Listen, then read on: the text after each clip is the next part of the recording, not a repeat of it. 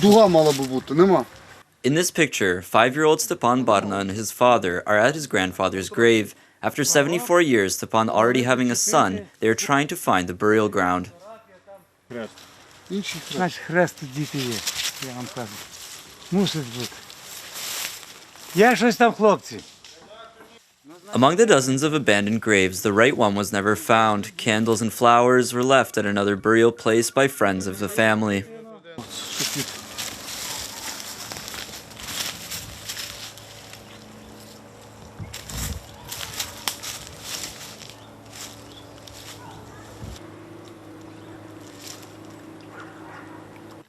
In the former Lemko village, the present territory of Poland, Stepan lived with his parents until 1945.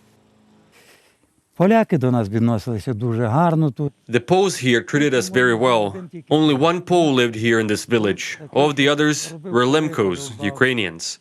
But then the war began and the Germans came. After the Second World War, the Entente of countries have defined new frontiers in post-war Europe. The USSR and Poland were divided along the Curzon line, the lands inhabited by ethnic Ukrainians, Lemkivshchina, Podляshia, Natsianya, and Kholmshchina, became the territory of Communist Poland. In September 1944, Warsaw and Moscow agreed to exchange the population of the border regions, sending Poles to their historical homeland and Ukrainians to evict the USSR.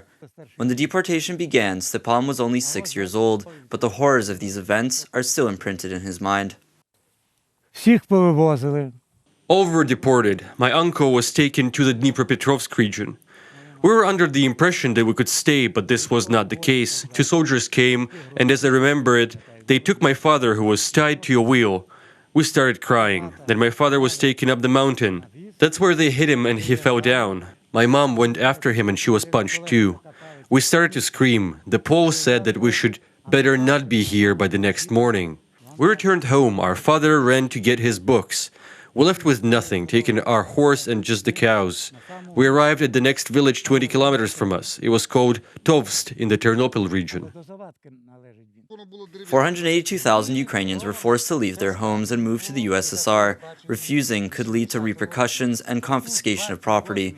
For the first time in 35 years, Stepan was able to return to his birthplace. Я приїздив декілька разів сюди в село. I have come several times to this village, starting somewhere in the 80s. Since the times of the Soviet Union, something just makes me want to come back. Now it's hard to recall these places. Old houses were demolished and in their places new buildings and roads have been built. Різниця метр. It might be a meter, 10 or 20 meters different, but the house stood somewhere here. Дороги тої не були, було рівно, де самочку не було асфальту. It was not rich, there was no asphalt. The road was strewn. Here is where there was a house, a little to the right. At the time of the deportations in the 1940s, they kept only one house in the village. It was bought by a Pole who turned it into a miniature museum of Lemko culture. Mieszkam w starym łemkowskim domu, w chyży. I live in an old Lemko-style house. You can call it a hut. It is already 100 years old. I do not make modern repairs here. On the contrary, I try to keep it in the original style. After the deportations during 1944 and 46, Ukrainians remained in eastern Poland. Soviet authorities refused to accept them on their territory, which led to people being deported to the sparsely populated territories in Poland's north and west. Territories that previously belonged to Germany before the war. Over 140,000 Ukrainians were forcefully resettled and were often placed in abandoned houses. The operation, known under the name Vistula, is considered to be a crime against Ukrainians by the Polish communist regime. Reported by Angela Leszko, UATV.